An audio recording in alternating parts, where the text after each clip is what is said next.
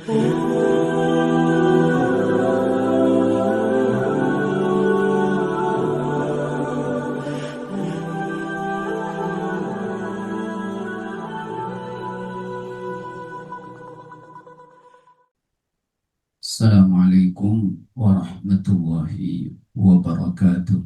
Waalaikumsalam warahmatullahi Innal hamdalillah nahmaduhu wa nasta'inuhu wa nastaghfiruh wa na'udzu billahi min shururi anfusina wa sayyiati a'malina. May yahdihillahu fala mudilla lahu wa may yudlilhu fala hadiya lahu. Asyhadu an la ilaha illallah wahdahu la syarika lahu wa asyhadu anna Muhammadan abduhu wa rasuluhu la nabiyya ba'dahu. Alhamdulillah, puji syukur pada Allah atas nikmat izin karunia-Nya pada siang ini kita bisa bersama kembali yang kedua kalinya. Mudah-mudahan bersama kita di kajian ini kelak Allah membersamakan kita di surga-Nya. Salawat dan salam semoga senantiasa tercurah kepada Rasulullah SAW, pada keluarganya, sahabat-sahabatnya, pengikut-pengikutnya, dan tentu kita semua yang mengikutinya. Sebelum kita sampai membahas tentang hidup bahagia, ya hidup bahagia. Tadi surat yang dibaca itu Al-Baqarah 155. Saya agak mikir-mikir tadi. Temanya hidup bahagia yang dibaca tentang cobaan hidup. Di antara langit dan bumi, benar. Biar variasi. Baik, coba direnungkan baik-baik. Ayatnya begini. Itu Al-Baqarah dari 153. Ya ayyuhalladzina amanu ista'inu bis sabri was salah. Innallaha ma'as sabirin. Wa la taqulu liman yuqtalu fi sabilillahi amwat bal ahya'u walakin la tash'urun. وَلَنَبْلُوَنَّكُمْ بِشَيْءٍ مِّنَ الْخَوْفِ وَالْجُوعِ وَنَقْصٍ مِّنَ الْأَمْوَالِ وَالْأَنفُسِ وَالثَّمَرَاتِ وَبَشِّرِ الصَّابِرِينَ الَّذِينَ إِذَا أَصَابَتْهُمْ مُصِيبَةٌ قَالُوا إِنَّا لِلَّهِ وَإِنَّا إِلَيْهِ رَاجِعُونَ أُولَئِكَ عَلَيْهِمْ صَلَوَاتٌ مِّن رَّبِّهِمْ وَرَحْمَةٌ وَأُولَئِكَ هُمُ الْمُهْتَدُونَ. Ya ayyuhalladzina amanu, hai orang-orang yang beriman, kata Allah. Ini kita orang beriman. Ya ayyuhalladzina amanu ista'inu bis sabri was salah. Hai orang-orang yang beriman, minta tolong kepada Allah dengan sabar dan, jadi kalau minta tolong itu sama Allah, yang pertama sabar dulu. Ya. Kemudian salat. Ini gak sabar ya guys. Kemudian innallaha ma'as sabirin. Allah bersama orang-orang yang sabar. Wala taqulu liman yuqtalu fi sabilillahi amwat. Jangan pernah kau berkata orang yang meninggal membela agama Allah itu meninggal, mati. Akan tetapi bal ahya, akan tetapi mereka itu hidup di sisi Allah.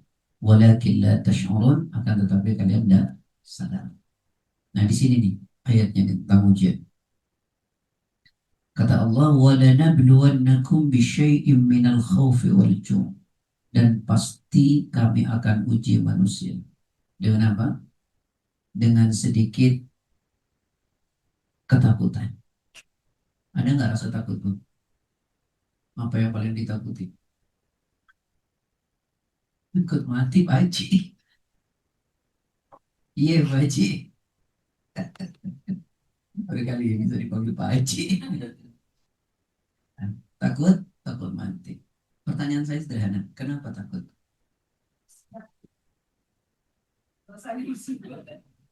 Kapan siapnya? Jangan sekarang. Begini, Bu. Kita ini takut mati. Mau takut seperti apapun dia pasti datang. Jadi yang terpenting tuh begini kita. Bukan soal matinya, tapi apa yang kita persiapkan. Karena satu begini, tolong perhatikan baik-baik. Mati itu tidak pernah nunggu kita. Mati tidak pernah menunggu kita. Nah, bakal ibu nanti ditawarin sama malaikat datang ke ibu, bu kapan mau mati bu? Loh jangan sama saya kan malaikat yang datang.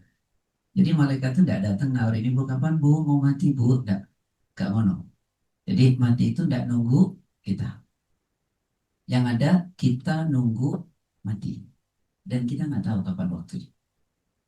Karena itu coba buka Quran surat ke-7 ayat 34. Pelan-pelan ya. Surat berapa? Surat ke-7 ayat 34. Nama suratnya Al-A'raf. Apa ngajinya begini daripada dengerin doang, saya yakin ngantuk nanti. Sudah ketemu? Allah Ta'ala berfirman, وَلِكُلِّ أُمَّةٍ أَجَلٌ فَإِذَا جَاءَ أَجَلُهُمْ لَا يَسْتَأْخِرُونَ سَاعَةً وَلَا يَسْتَقْدِمُونَ. Betul? Coba-coba ibu yang lempeng dengan saya tuh. Halo? Halo? Oh enggak, bukan ibu. Oh, ya enggak, yang lempeng-lempeng saya. Ya, baca terjemahannya. Oh, Miftahul Jannah. Lupa saya, Bu. Miftah Al-Jannah, Masya Allah. Ya, silakan, kunci surga.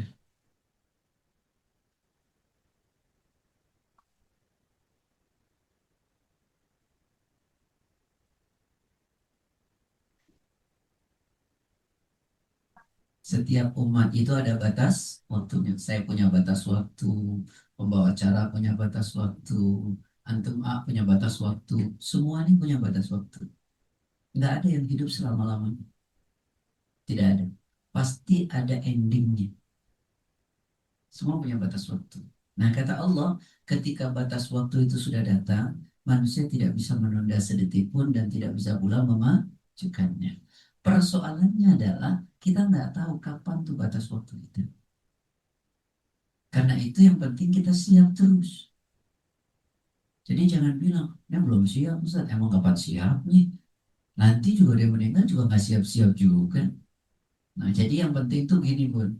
Kalau kita ingat mati terus, nanti satu akan memotivasi kita terus berbuat kebaikan dan akan membuat kita sekuat mungkin menjauhi larangan. Karena kalau kita nggak pernah ingat mati, nanti nggak termotivasi melakukan kebaikan dan terus asik dengan kemaksiatan. Karena itu ketika seorang sahabat datang kepada Rasulullah, Rasulullah itu bilang begini, Ayul mu'minina akiyas. Siapakah orang yang paling cerdas? Nggak dibilang yang doktor, yang macam-macam kan. Tapi siapa orang yang paling cerdas itu? Satu kata Nabi. Aktsaruhum lil mauti dzikran. Orang paling cerdas itu di antara mereka orang yang paling banyak ingat mati. Jadi orang yang banyak banyak ingat mati itu orang paling pintar. Walaupun doktor kalau nggak pernah ingat mati itu orang bodoh. Gitu. Yang kedua, siapa yang paling pintar? Orang yang paling banyak mempersiapkan oleh-oleh untuk setelah kematiannya. Nah itu yang membuat ibu takut tadi bu ya. Iya, semua kok sama bu takut juga semuanya bu. Tapi mau takut mau tidak pasti kita tahu. Karena mati itu tidak pernah nunggu kita, tapi kita yang nunggu kapan kematian itu datang. Yang kedua, mati itu tidak pernah mengenal waktu. Seluruh waktu kita adalah kematian. Sekarang yang lempeng dengan saya, ya, ya, sebelahnya baca, baca Quran. Saya nggak mau ngaji cuma dengerin doang. Nanti ngantuk berjemaah. Saya bacain terjemahannya aja ya. Saya bacakan Quran surat berapa tadi? Mati tidak pernah mengenal waktu. Ya, Quran jangan, tadi sudah itu. Sekarang Quran surat 63 ayat terakhir, ayat 11. وَلَنْ يُؤَخِّرَ اللَّهُ نَفْسًا إِذَا جَاءَ أَجَلُهَا وَاللَّهُ خَبِيرٌ بِمَا تَعْمَلُونَ. Surat 63 ayat 11. Ayo nih baca nih.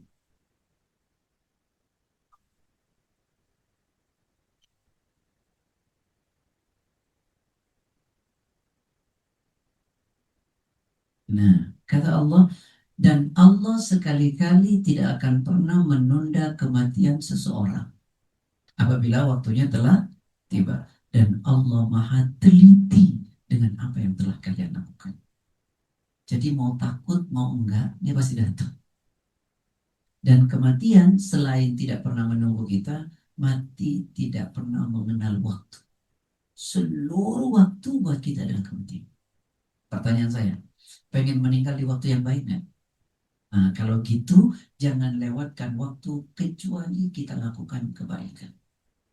Kita ini lucu, pengen meninggal di waktu yang baik, tapi waktu-waktunya dihabiskan dalam ketidakbaikan. Itu namanya kata anak sekarang apa? Mimpi.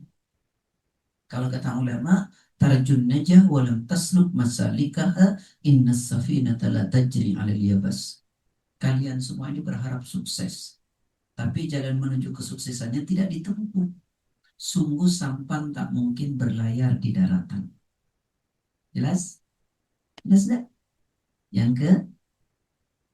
ketiga, masa dua melulu buat yang ketiga. Bunda ini saking takutnya merenung. Yang ketiga, mati itu tidak apa namanya ya, mengenal tempat. Kalau tadi yang pertama mati tidak apa? Menunggu kita.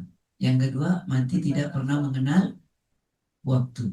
Yang ketiga, meninggal tidak pernah mengenal tempat. Seluruh tempat buat kita adalah kematian. Mana dalilnya? Dalilnya Quran surat 31 ayat 34. Ibu yang takut mati. Wa ma tadri nafsun madza taksibu ghada wa ma tadri nafsun bi ayyi ardin tamut. Silakan.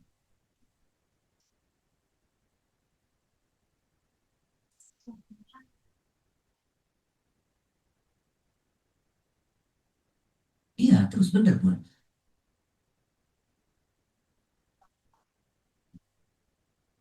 Terus.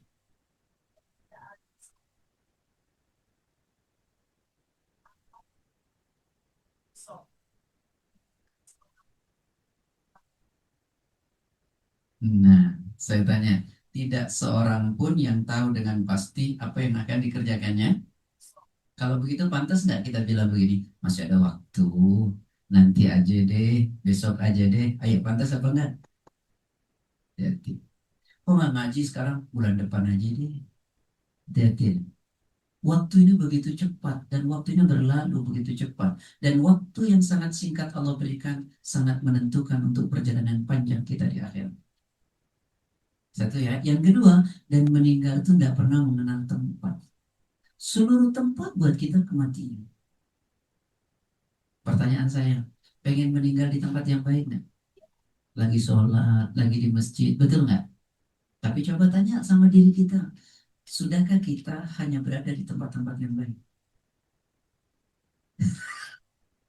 Atau jangan-jangan itu banyak menghabiskan waktu di tempat yang tidak baik. Lalu bagaimana kalau kita meninggal di tempat itu? Karena kita nggak tahu meninggal kita kapan dan di mana. Orang ini lucu, saya pengen meninggal di masjid tapi nggak pernah ke masjid. Hah? Di depan masjid barangkali itu pun. Saya pengen meninggalnya itu misalnya ya ketika di tempat kajian, tapi nggak pernah ikut kajian. Itu namanya orang mimpi. Jadi kalau kita ingin meninggal di tempat yang baik, maka jangan pernah kita berada di tempat yang tidak pernah baik. Berusahalah terus berada di tempat yang baik. Ya, hati-hati. Tayyib, sudah dapat berapa tadi? 3. Yang keempat, meninggal itu kita nggak pernah bisa lari dari. Meninggal kita tidak pernah bisa lari. Kalau dia sudah datang, ya selesai. Kita nggak bisa lari kemanapun. Buka Al-Quran, surat 62 ayat 8. Surat 62 ayat 8. Qul innal mauta alladhi tafirruna minhu fa innahu mulaqikum thumma turadduna ila alimil ghaibi wasyahada fayunabbi'ukum bima kuntum ta'malun. Yang di samping yang takut meninggal berarti yang berani meninggal. Silakan Teh.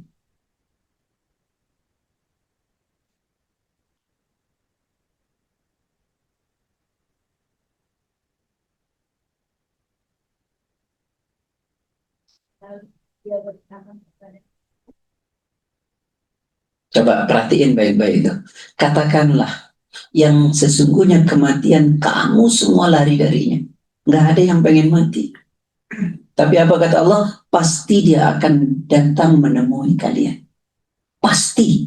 Kita nggak tahu kapan, kita nggak tahu di mana. Tapi dia pasti akan datang menemui kita. Nah, ketika kita sudah meninggal, nanti baru dikabarkan kepada kita semua apa yang telah kita lakukan di dunia ini. Akhir. Jadi mati tidak pernah mengenal waktu, mati tidak pernah mengenal tempat, mati tidak pernah menunggu kita, dan kita tidak pernah bisa lari dari kematian. Nggak ada yang bisa lari. Maka antum jangan mengatakan, oh saya masih muda, saya masih sehat. Hati-hati. Kita nggak tahu. Saya ingat betul Pak, minggu lalu, anak-anak itu 10:30. Ketok-ketok kamar saya, Bi, tolong anterin bilang sopir saya mau takziah. 10:30 malam. Saya tanya, kenapa deh? Saya bilang, teman sekolahku tadi kesenggol mobil dan meninggal di tempat. Teman ngafal Qur'annya, dan sore itu dia masih bareng. Ngafal Qur'an bareng-bareng. Nah ini yang mau saya sampaikan. Mati itu nggak pernah, oh saya masih muda, saya sehat. Hati-hati. Ya, jelas atau enggak? Orang banyak ingat mati itu akan membuat dia jadi orang baik. Makanya Nabi mengatakan, aksiru dzikra hadimul ladzat. Perbanyak oleh kalian mengingat saat-saat datangnya kematian. Saat-saat terputusnya segala kenikmatan. Sehingga jadi kita ini menjadi orang baik nanti. Ya. Baik, selanjutnya mati itu sangat dekat dengan kita. Begitu dekatnya hampir tidak punya jarak. Satu ketika Rasulullah bertanya kepada sahabatnya begini, atadruna ma hadi wa ma hadi? Kata Rasulullah, tahu nggak kalian apa ini apa itu? Semua sahabat bingung. Warama bihaswatain, tiba-tiba Rasulullah melempar 2 kerikil. Kata Nabi, wahadzaka al-ajal wahadzaka al-amal. Ini kerikil yang dekat, kematianmu, dan kerikil yang jauh itu adalah angan-anganmu. Mati itu begitu sangat dekatnya dengan kita, hampir tidak ada jarak. Sementara angan-angan itu jauh sekali. Karena itu Islam ajarkan jangan tinggi angan-angan. Yang boleh tinggi cita-cita. Karena kalau cita-cita dibarengi dengan perbuatan, kalau angan-angan tidak pernah dibarengi dengan perbuatan. Cuma seperti khayalan. Penjudi itu angan-angannya yang tinggi. Ya, baik. Sudah jelas? Jadi mati tidak pernah mengenal waktu. Mati tidak pernah menunggu kita. Mati tidak pernah mengenal tempat. Kemudian mati sangat dekat dengan kita. Dan kita tidak pernah bisa lari dari kematian. Ini iman terus. Ya, pasti dia datang. Ustaz, nanti bab mati kita bahas kapan-kapan sampai tuntas. Nah, tapi saya cuma mau terjemahkan tadi itu ya. Kemudian ayat berapa tadi yang dibaca setelah itu? Ayat 155. Dan pasti kami akan uji manusia dengan apa? Sedikit ketakutan. Tadi apa Bu yang paling menakutkan Ibu? Kematian, Masya Allah. Tapi pasti datang kan ya Bu? Pasti. Kalau gitu kita harus siap.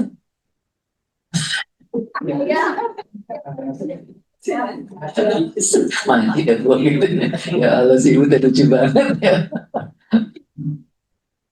Ya, siapnya dengan apa? Dengan melakukan perintah Allah, menjauhi larangan Allah. Baik. Kemudian yang kedua, Allah uji dengan apa? Apa? Setelah ketakutan, kelaparan. Apa yang dimaksud dengan kelaparan? Ya sudah paham lah itu, nggak perlu dijelasin ya. Tapi kita perlu nggak belajar lapar? Perlu atau tidak? Perlu. Bahkan Islam ngajarin kita terapi kelaparan. Ada terapi tahunan, ada terapi bulanan, ada terapi pekanan, ada terapi harian. Apa itu? Coba. Terapi tahunan. Kita disuruh puasa sebulan, setahun, selama 1 bulan. Namanya puasa Ramadan.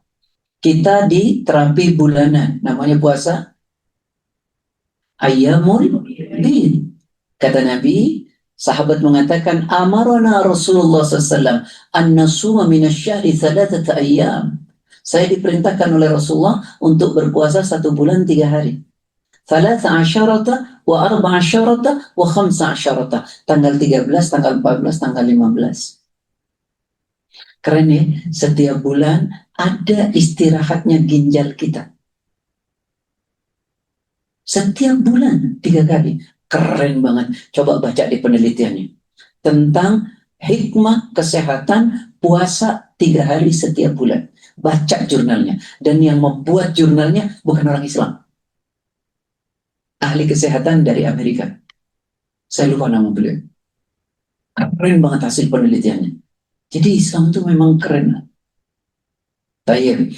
Kemudian ada terapi pekanan. Namanya puasa Senin, Kamis. Ada terapi harian, namanya puasa Daud. Jadi jangan makan dulu. Saya pernah punya buku, namanya Ashifa. Orang tuh naik makan berlebihan, Pak. Makan terus gitu. Ini orang kesehatan semua kan? Islam suruhnya apa kita? Makan yang halal dan yang baik. Yang halal dan yang baik. Halal itu cara dapat uangnya, halal itu makanannya. Bukan caranya doang dapat uangnya halal, tapi makanannya haram, tidak boleh. Atau makanannya yang halal, tapi cara dapat duitnya haram. Yang disuruh halal itu cara dapat dan makanannya. Kemudian yang kedua, tolong perhatikan. Allah bilang apa? Yang baik. Apa yang baik itu? 1, makanan itu mesti higienis. Islam ajarin nggak itu kita? Gimana? At-tuhuru syatrul iman. Baca dalam kitab Riyadhus Shalihin nomor 25 dari Abi Malik Al-Haris bin Asim Al-Ash'ari. Kata Rasulullah, at-tuhur syatrul iman. Bersih itu separuh dari iman. Bukan sebagian, separuh dari iman. Maka kalau ada orang Islam kotor, itu aneh. Islam itu nggak nyuruh kita branded, nggak nyuruh kita mahal, nggak nyuruh kita bagus. Yang disuruh itu apa? Bersih. Yang disuruh bersih. Nih, sampai nih, saking kerennya. Buka Quran surat 7 ayat 31. Ya, teteh di sampingnya, yang setengah berani mati, setengah berani hidup. Yang sebelahnya tadi, sebelahnya yang berani meninggal. Surat 31, surat 7 ayat 31. Ya ayyuhalladzina amanu khudhu zinatakum 'inda kulli masjid. Betul? Ya, silakan teh. Surat 7 ayat 31. Salah. Berarti surat 3 kalau nggak salah itu. Khotar. Surat 3 ayat 31 mungkin. Betul kan? Ayat 1. Ayat? Iya, ayat 31. Berani. Iya, ya Bani Adam khudhu zinatakum 'inda kulli masjid. Ayo baca.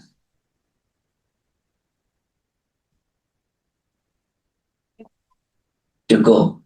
Hei orang Muslim ini yang laki-laki, pakailah pakaian yang bagus ketika masuk ke dalam masjid.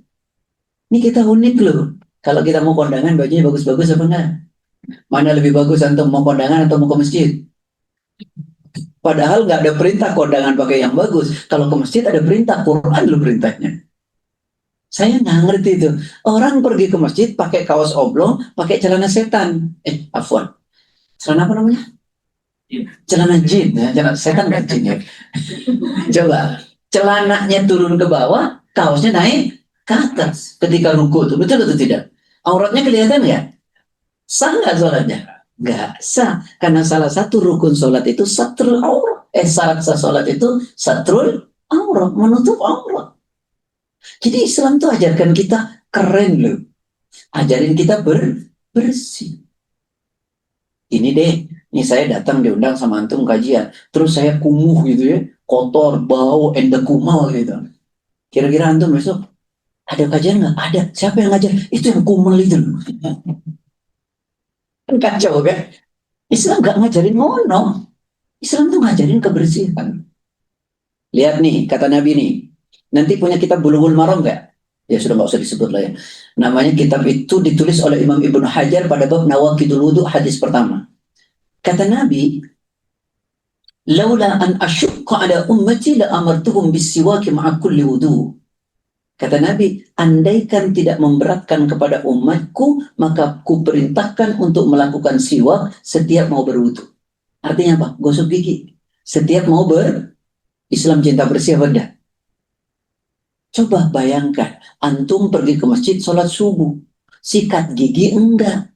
Di dalam tasyahud, asyhadu alla, mabok sebelah kanan kiri antum. Betul atau tidak? Islam itu. Bahkan Islam mengajarkan apa? Man akala hadhihi syajara al-thawm wal-kurras fala yaqrabanna musallana. Siapa orang habis makan ini pohon, bawang putih, bawang merah, bawang bunggul, jangan dekat-dekat dengan tempat salatku. Fa innal malaikata tata'ada kama yata'ada banu Adam. Karena sesungguhnya malaikat itu terganggu dengan bau mulut kalian sebagaimana manusia terganggu. Bayangkan, makan bawang putih, bawang merah, kalau mau ke masjid, sikat gigi dulu. Itu karena di Arab dulu nggak ada jengkol, kalau ada wal jengkol, wal petek itu. Itu loh ya. Jadi Islam tuh ngajarin kesehatan nggak? Ngajarin kebersihan atau enggak? Makanya orang Islam nggak boleh kotor. Nggak mesti mahal. Yang penting bersih. Nah, jadi makanan itu satu harus apa? Higienis. Yang kedua, sesuai dengan kebutuhan tubuh. Karena ada makanan itu tidak sesuai dengan kebutuhan kita, bahkan cenderung merusak diri kita. Ini saya ngajarin orang kesehatan ya, jadi kayak berenang. Coba perhatikan. Anda tanya, akhi. Kalau saya punya hipertensi, boleh nggak makan yang menyebabkan hipertensi saya kemudian jadi anfal? Gak boleh kan? Nah itu sesuai dengan kebutuhan tubuh namanya. Kalau Anda kekurangan vitamin D, ya banyak mengkonsumsi yang akan menambah vitamin D. Anda kurang vitamin C, ya konsumsi gitu, yang akan menambah vitamin C. Jangan Anda mengkonsumsi sesuatu yang akan menjadikan penyakit Anda anfal. Itu namanya makanan yang sesuai dengan kebutuhan tubuh kita. Itu aja dalam Islam nggak cukup loh.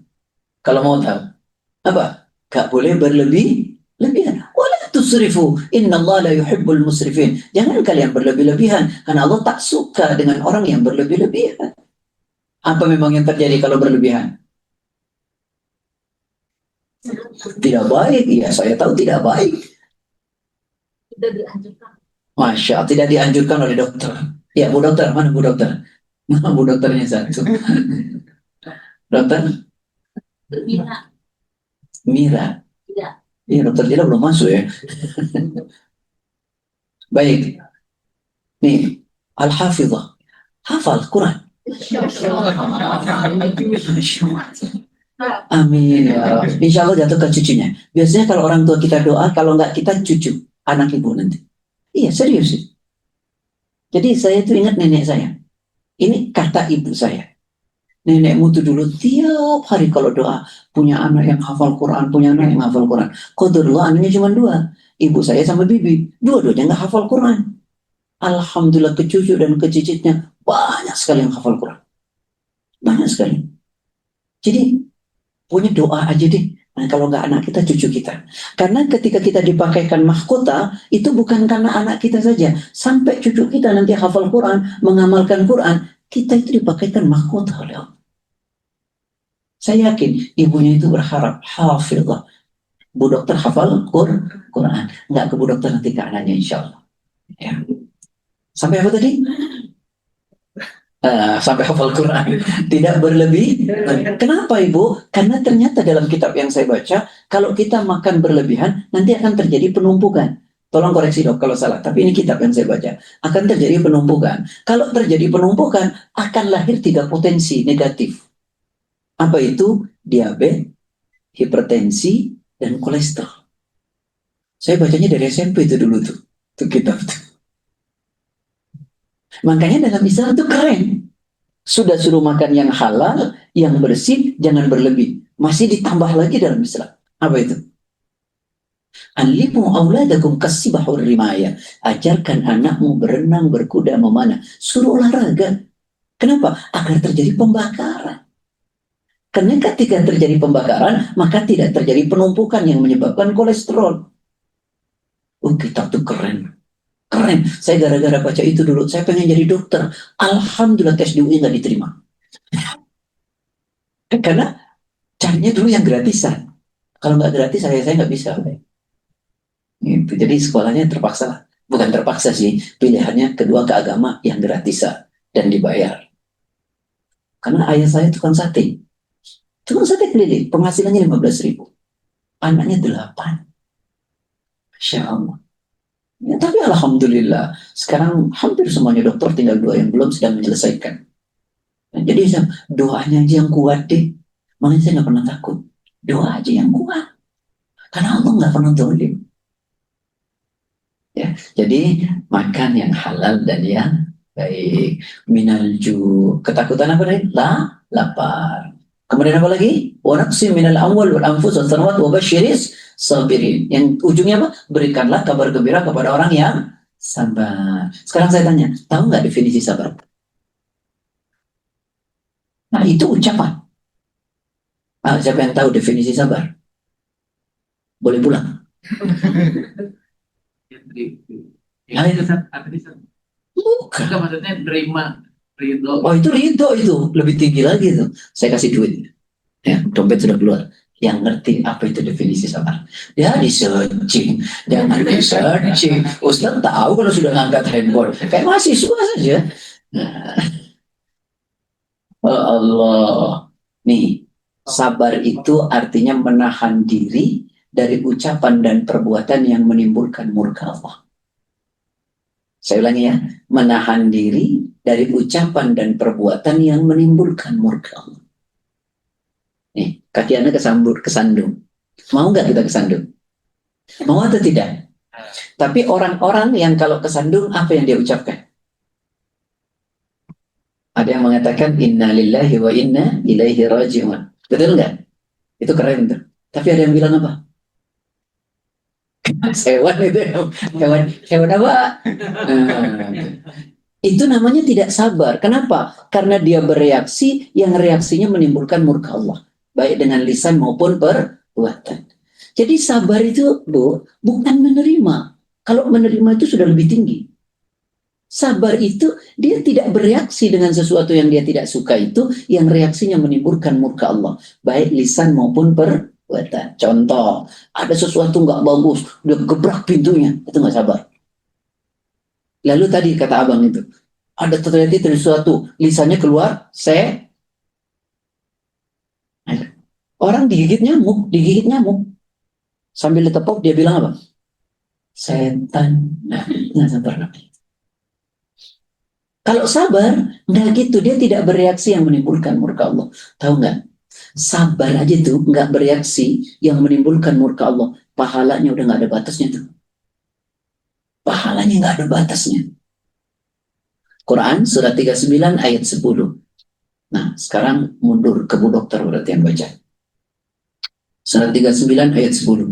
Innama yuwaffas sabiruna ajrahum bighairi hisab. Silakan. Aman Nabi Muhammad, wahai hambaku yang beriman, bertakwalah kepada Tuhanmu. Orang-orang yang berbuat baik di dunia, ia akan memperoleh kebaikan. Itu luas. Sungguhnya hanya orang-orang yang bersabar yang mendapatkan pahalanya tanpa perhitungan. Masya Allah. Sungguh kata Allah, innama yuwaffas sabirun. Sungguh disempurnakan pahala orang bersabar bighairi hisab, tanpa batas. Ibu, semua ibadah selain puasa itu ada batas pahalanya. Semuanya ada batas pahalanya. Sekarang saya tanya coba, kalau salat di Masjidil Haram pahalanya berapa? Oh, kurang-kurang ibu loh. 1000, 10.000. Berapa? 10.000. 100.000. Coba bayangkan. Salat di Masjidil Haram itu berapa? 100.000. Nek salat di Madinah? 1000. 1000. Nek maca Quran? 1 huruf? 10 kebaikan. Nek sedekah? 1 sedekah? 700. Ya Allah. Baca di Quran dulu surat Al-Baqarah 261. Sebelahnya lagi tadi ya. Yang sebelahnya sudah. Sebelahnya lagi pun. Surat 2, 261. Mathalul ladzina yunfikuna amwalahum fi sabilillah kamathali habbatin ambatat sab'a sanabila fi kulli sunbulatin mi'atu habba. Wallahu yudha'ifu liman yasha' wallahu wasi'un alim. Silakan. Ayat. Sebelahnya ke sini jalannya.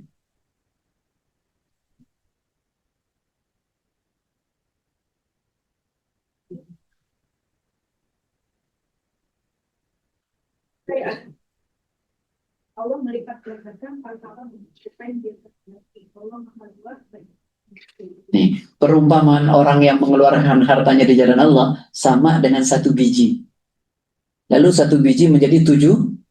Masing-masing tangkai berbuah 1, Anda berikan 700, Allah berikan pahalanya. Bukan duniawi ya, tapi pahala. Dan Allah lipat gandakan lagi bagi siapa yang banyak atau tidak pahalanya. Tapi ada yang jauh lebih banyak daripada itu, kesabaran. Ternyata sabar itu pahalanya nggak pakai batas. Ibu dokter ya, ibu dokter nanganin pasien banyak maunya dok sabar. Ibu-ibu perawat nanganin pasien, aduh capek. Karena maunya macam-macam. Ya udah ikhlas saja karena Allah. Jangan hanya bayangkan seberapa Anda digaji. Jangan. Kalau itu yang Anda bayangkan, Anda tidak akan sabar dan Anda merasa kecil yang Anda dapatkan. Tapi kalau Anda berharap ada nilai lebih yang Allah berikan dari kesabaran saya dan saya bantu orang, ada pahala yang sedang Allah siapkan dan surga yang menanti, maka ibu akan sabar terus insya Allah. Ya, halo? Halo? Sabar ya? Sabar. Insya Allahnya itu kayak gitu loh. Kayak beda intonasi gitu loh. Ya, sing sabar. Kenapa? Pahalanya tanpa batas. Kalau ibu cuma mikir gaji setiap bulan, gak bakal sabar. Gak bakal sabar. Tapi kalau bapak ibu bayangkan ada nilai yang Allah berikan lebih dari sekedar gaji, tapi kebahagiaan akhir. Insya Allah kita bisa menikmati pekerjaan kita. Jelas ya? Jelas. Alhamdulillah. Alhamdulillah. Baik, selanjutnya. Sabar sudah definisinya. Pahalanya tanpa batas. Kapan sabar itu dilakukan? Nih, kata Rasulullah, jadi ada cerita begini. Marra Nabi sallallahu alaihi wasallam bimra'atin tabki 'inda qabrin. Jadi satu kali, Pak, Nabi itu lewat di kuburan. Seorang wanita nangis di tepi kubur. Seorang wanita nangis di tepi kubur. Rupanya anak laki-lakinya baru meninggal. Jadi ziarah kubur boleh nggak? Boleh, sunnah. Perempuan boleh nggak? Boleh, tapi perempuan itu. Kalau nggak boleh dilarang sama Nabi. Tapi nggak boleh sering-sering. Yang nggak boleh itu ikut mengubur. Kalau perempuan, apalagi ikut dikubur, itu lebih nggak boleh lagi. Kalau laki-laki ikut mengubur, pahalanya 2 qirat. 2 qirat itu Nabi katakan seperti 2 gunung besar. Tapi kalau perempuan nggak boleh ikut mengubur. Cuma berziarah boleh. Nanti Pak Fikih. Ini dulu nih. Jadi Rasulullah lewat di tepi kubur, ada seorang wanita yang sedang menangis di tepi kubur. Anak laki-lakinya baru meninggal. Lalu kemudian Rasulullah samperin tuh perempuan. Rasulullah bilang begini, ittaqillaha wasbiri. Bu, bertakwa kepada Allah, sabar ya Bu. Tapi karena ibu itu emosi, biasanya perempuan tuh, mohon maaf ya Bu, perempuan. Ini kan bukan perempuannya, wanita. Kalau sudah emosi itu sudah nggak tahu apa-apa gitu ya. Nggak tahu tuh siapa kanan kiri, nggak ngerti begitu. Biasanya orang kalau emosi begitu ya. Begitu memang istirahat tuh. Jadi ketika Rasulullah bilang, ittaqillah, bertakwa ya bu, wasbiri, sabar ya bu. Wanita itu bilang apa? Ilaika anni. Pergi sana engkau dariku. Fa innaka lam tusab bi musibati. Kamu ngomong gitu itu karena kamu nggak ngerasain musibah yang sedang menimpa diriku, katanya. Tapi dijelaskan oleh sahabat Anas, walan ta'rifu, tapi perempuan itu nggak ngerti kalau itu Nabi. Ya Nabi pergi. Karena begitu kan, ibu-ibu kalau sudah emosi, buta nggak tahu siapa-siapa. Ya, pergi tuh akhirnya itu Rasulullah. Nggak marah, Mak. Beda dengan kita. Kalau saya digituin, ente tahu nggak? Ini Ustaz. Kacau nggak tuh? Ya Allah. Nabi pergi dengan senyum. Sudah Nabi sampai rumah, sahabat Anas beritahu sama perempuan itu, Bu, ibu tahu nggak siapa itu? Itu Rasulullah loh, Bu. Ibu tuh lari ke rumah Rasulullah. Nah, ketika sampai rumah Rasulullah nggak ada penjaga. Dia bilang, ya Rasulullah, maaf ya Rasulullah, ana nggak tahu kalau engkau ya Rasulullah. Rasulullah dengan senyum berkata apa? Inna sabra inda sadmatil ula. Bu, sabar itu pada benturan pertamanya. Pada kejadian pertamanya. Kalau pertamanya sabar, nanti kesananya bagus semua. Kalau awalnya udah nggak sabar, kesononya rusak. Coba nih, ibu nih. Ada masalah dengan suami. Ibu pertamanya udah nggak sabar tuh. Akhirnya kata-katanya kasar nggak? Udah terlanjur nyakitin. Apalagi udah sampai ngomong, ya udah deh, sekarang kita udah nggak ada kecocokan, cerai aja tuh. Karena nggak sabar tuh. Tapi kalau awalnya sudah sabar, kesononya bagus loh. Makanya sabar itu pada kejadian pertamanya. Kalau pertamanya udah nggak sabar, mesti kesononya rusak. Karena terlanjur berkata yang tidak baik, udah terlanjur nyakiti orang, terlanjur berbuat yang tidak baik, sudah nyakitin orang. Kalau dari awalnya sabar, keren. Makanya Nabi mengatakan, as-sabr inda sadmatil ula. Sabar itu pada benturan pertamanya. Kalau pertamanya sabar, enak. Tapi kan nggak gampang ya. Gampang apa nggak sabar itu? Halo, gampang apa nggak? Susah. Kalau gampang kipas angin hadiahnya. Karena susah, maka pahalanya tanpa. Makanya ulama bilang begini, Bu. As-sabru kas-sabiri murrun fi madaqatin walakin ahla awakibuhu minal asal. Sabar itu pahit sekali. Seperti buah yang paling pahit. Nggak ada orang mau makan. Tapi hasil dari sabar jauh lebih manis daripada madu. Sakit tak nyaman saat persoalan itu ada. Tapi kalau Anda sabar, nanti akan merasakan manisnya yang lebih manis daripada madu. Tapi kalau nggak sabar, pahitnya akan terus berlanjut sampai pada kematian Anda. Makanya sabar. Ya Bu, ya. Sabar ya Bu. Ya udahlah. Emang suami ya kadang-kadang begitu. Anak ya kadang-kadang begitu. Ya Bu ya. Iya, sabar aja Bu ya. Sabar aja Bu. Insya Allah. Kenapa orang kalau sabar pundaknya digini-gini? Ya, baik. Kemudian, ibu yang dirahmati oleh Allah, tahu nggak, Bun? Sabar itu jalan surga kita. Ya, surga itu sabar itu jalan ke surga buat kita. Ada satu hal dituturkan oleh sahabat Atha bin Abi Rabah.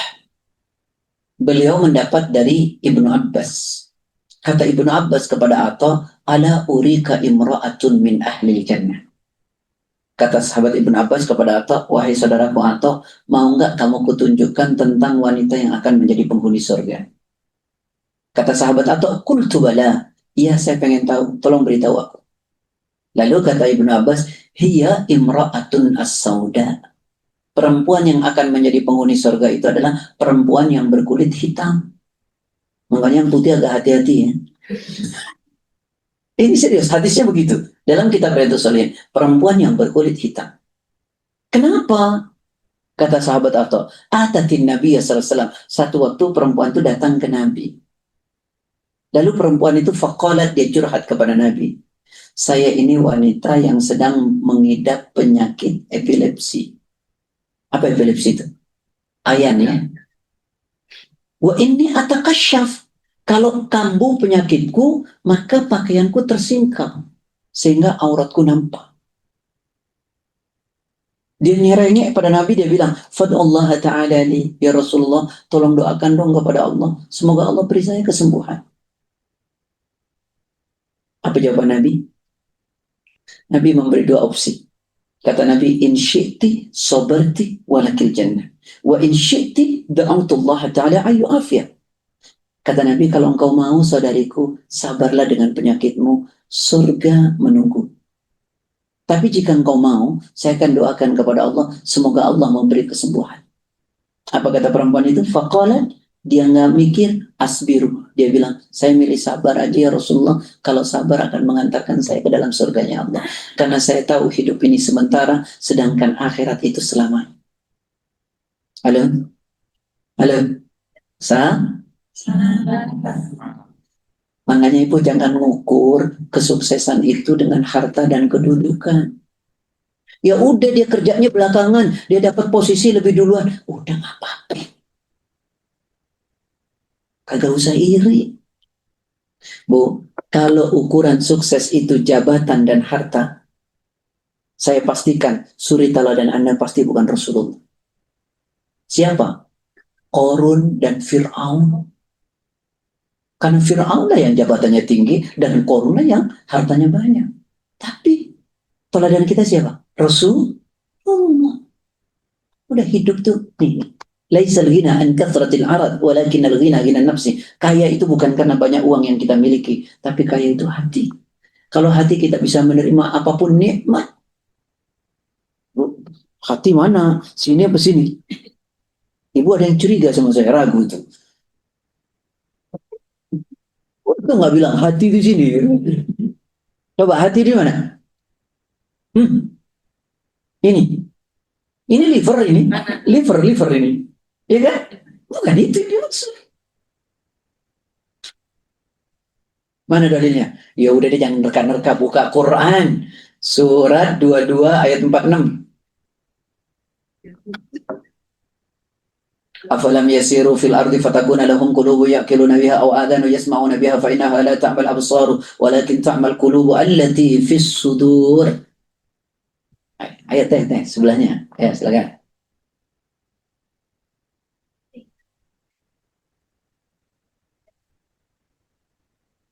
Karena mata itu yang buta, tapi yang buta adalah hati yang berada dalam dada. Sungguh yang buta itu hati yang ada di dalam dada. Mana dada? Ini. Nah, ini ya, jantung. Makanya dibilang kalau dia berhenti, mati orang. Kalau dia nggak berhenti, ya hidup orang. Makanya dikatakan, kalau segumpal daging itu rusak, maka rusaklah seluruh tubuh manusia. Kalau segumpal daging itu bersih, beres, maka bereslah seluruh tubuh manusia. Jadi bukan liver. Bukan di sini. Apalagi di sini. Kalau ini mikir dong gitu ya. Baik, sudah ya, jelas ya. Baik, ibu-ibu. Jadi sabar itu pada benturan pertamanya. Dan sabar itu pahit sekali. Dan sabar itu nilainya tanpa batas. Dan sabar itu jalan ke surga kita. Tapi nggak gampang memang. Tidak gampang. Lalu Allah bilang ayat selanjutnya gimana? Alladzina idza asabathum musibah. Ini gara-gara beliau baca Quran nih tadi. Saya materi jadi nggak jadi nih Pak. Mohon maaf ya.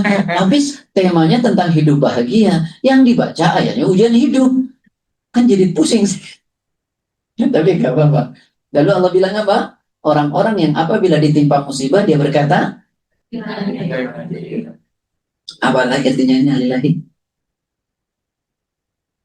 Sesungguhnya lillahi milik Allah wa inna ilaihi raji'un, dan sesungguhnya kepadanya kembali. Sekarang saya tanya, anak kita punya siapa? Suami kita punya siapa? Diri kita? Kok takut kehilangan? Manusia Pak. Alhamdulillah. Masih sadar kalau beliau manusia aja. Bun, saya tanya, manusia punya panduan hidup? Apa panduannya? Nah, kalau gitu jangan lupain Quran dan hadis. Biar hidup kita lempeng gitu. Jangan nanti kita bersembunyi fitrah manusia. Iya, tapi kita punya panduan. Panduan kita Al-Quran dan Sunnah. Gitu ya. Betul nggak? Kalau mau nggak ada Quran dan Sunnah, repot nanti hidup kita ini semau-mau kita. Kok kamu pelit? Manusiawi, Pak Ustaz. Ayo, betul atau enggak? Kok kamu marah terus? Manusiawi, Pak Ustaz. Terus apa fungsinya Quran dan hadis? Kalau begitu, itu manual book kita yang akan meluruskan diri kita. Saya tanya, Bun, ada orang suka marah, betul nggak? Bisa diobatin nggak? Bisa. Pelajari Quran dan Sunnah. Anda tahu caranya bagaimana? Karena Nabi mengatakan, wa may yatasabbar yusabbirhullah. Siapa orang berusaha untuk sabar, nanti akan dibuat jadi penyabar oleh Allah. Sekarang keinginan aja nggak mau, apalagi usaha. Kalau keinginan nggak mau, usaha nggak ada, terus gimana Allah mau bantu? Allah itu akan bantu diri kita jadi penyabar kalau kita ada keinginan untuk sabar dan kita terus berusaha untuk menjadi penyabar. Nanti dibantu oleh Allah jadi penyabar. Jadi jangan jadi orang putus asa. Ente gitu, ya udah kalau ente mau berteman sama aneh, ya aneh kayak gini. Kalau ente nggak mau berteman, nggak HP-HP. Itu orang aneh tuh. Dia menyerah dengan keadaan. Terus apa gunanya Al-Quran dan Hadis? Bisa merubah. Makanya ikut kajian. Tentu kajiannya yang membahas Quran dan Hadis dengan pemahaman para ulama, bukan kajian yang, tadi seru loh kajiannya. Kenapa? Lucu. Lawak aja lo gitu. Jangan. Ngaji itu nggak boleh lepas dari dalil. Ya. Lu Ustaz tadi suka ketawa. Ya iya, cuman kan nggak ada lepas dari Quran dan Hadis dengan pemahaman para ulama. Itu ya. Sebab kalau lepas nanti repot. Jadi ngarang nanti akhirnya. Baik. Jadi kalau ditimpa musibah katakan apa? Inna lillahi wa inna ilaihi. Nah, kalau ternyata ujiannya sudah benar dihadapinya, hadiahnya apa? Hadiahnya 157. Ayo baca. Nah, sekarang siapa? Yang baca? Uni siapa? Uni Silvia. Udah sebelahnya. Listia. Surat 2, 157. Ulaika alaihim salawatum min rabbihim wa rahmah wa ulaika humul muhtadun. Ayo. Dan mereka itulah orang-orang yang mendapat iman. Insya Allah. Ternyata kalau udah diuji sama Allah dan kemudian benar cara ngadepinnya, hadiahnya apa yang pertama? Pembersihan dosa. Makanya Bu, Pak, kalau lagi diuji sama Allah, yang penting antum benar sabarnya, Allah bersihin tuh dosa-dosa antum. Dibuat clean. Mestinya kita bukan marah, malah bilang apa? Makasih ya Allah, kau bersihkan hatiku, kau bersihkan dosa-dosaku. Allah sayang nggak sama kita? Sayang. Sementara tobatnya sedikit, amal solehnya nggak banyak, dosanya banyak. Gimana caranya? Ya udah Allah kasih ujian biar gugur dosa-dosa. Gitu. Yang kedua apa? Apa? Apa artinya rahmat? Bukan Pak Rahmat, bukan. Apa artinya rahmat? Kasih sayang. Berarti kalau diuji nanti Allah sayang sama kita. Jadi orang yang diuji itu orang yang sedang didekat sama Allah. Kalau Allah nggak sayang, Allah biarin aja. Sekarang saya tanya, nih, ibu punya anak usianya 4 tahun. Mainan listrik. Tegur apa enggak sama ibu? Kalau masih main, marahin nggak sama ibu? Kalau ibu negur dan marah sama anaknya, apakah ibu tidak sayang? Justru karena sayang makanya ditegur. Kalau ibu nggak sayang, biarin aja mati sekalian. Betul atau tidak? Karena sayang makanya ditegur. Allah negur kita karena Allah sayang. Mungkin kelakuan kita sudah melampaui batas. Allah luruskan kembali. Allah cinta sama kita. Makanya ada hadis mengatakan, Innallaha ta'ala idza ahabba qauman ibta'ahum, faman radiya falahu ridha wa man sakhita falahu as-sakhat. Sungguh Allah Ta'ala jika mencintai seorang hamba, Allah uji hamba itu. Jika hamba itu ridho dengan ujian Allah dan sabar, maka Allah pun ridho kepadanya. Jika hamba itu marah dengan ujian Allah, Allah pun murka kepadanya. Ya, paham sampai sini? Paham apa enggak? Alhamdulillah. Jadi ujian itu apa? Ada yang ini Allah. Bentuk cinta Allah kepada kita. Mau nggak disayang sama Allah? Makanya ditegur. Nih kata Imam Ibnu Taimiyah, perhatikan. Musibatun tuqbilu biha 'ala Allah khairun laka min ni'matin tumsika dzikrallah. Musibah yang membuat engkau dekat dengan Allah itu jauh lebih baik daripada nikmat yang membuat engkau jauh dari Allah. Ayo, mau dikasih cobaan dekat dengan Allah atau nikmat tapi jauh dari Allah?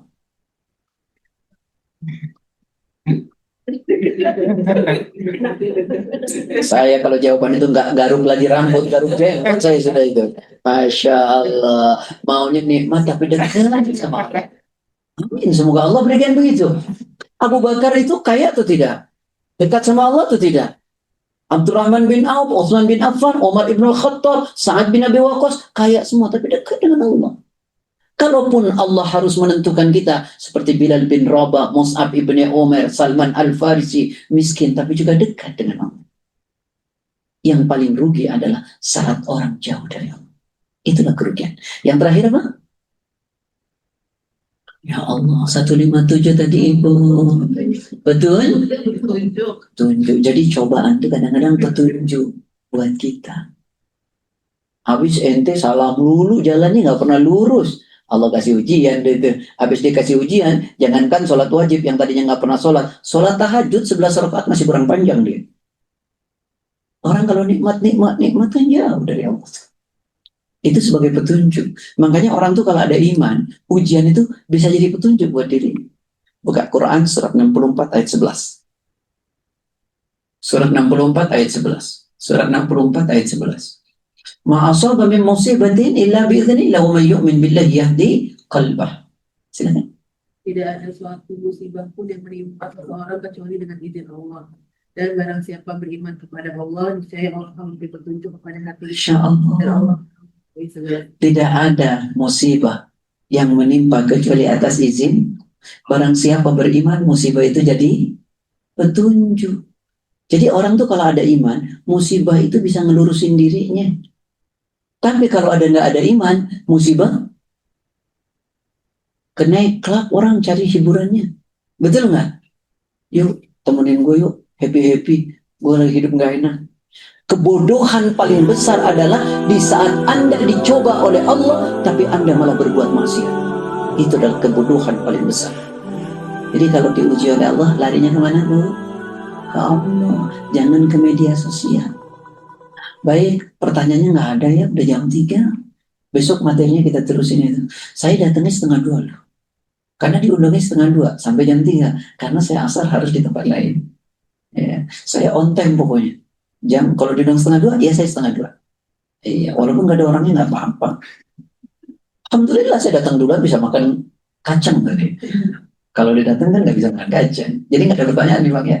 Insya Allah, ana izinnya. Yang benar dari Allah, yang salah dari saya. Assalamualaikum warahmatullahi wabarakatuh. Waalaikumsalam warahmatullahi wabarakatuh. Jazakallah khairan hadir pada Ustaz Wahid Rahman atas ilmunya, atas tausiahnya. Semoga apa yang disampaikan memberikan manfaat bagi semua dan utamanya diamalkan. Alhamdulillah ya, nanti ada hidangan sedikit kita nikmati bareng-bareng. Udah kalau gitu kita sama-sama tutup dengan istighfar. Astagfirullahaladzim, alhamdulillah rabbil alamin, serta doa kepada majelis. Subhanakallahumma wa bihamdika asyhadu an la ilaha illa anta astaghfiruka wa atubu ilaik. Mohon maaf jika banyak kekurangan. Semoga Allah panjangkan umur kita, diberi kesehatan di lapangan, dan bulan depan bisa ikut kajian lagi. Wassalamualaikum warahmatullahi wabarakatuh.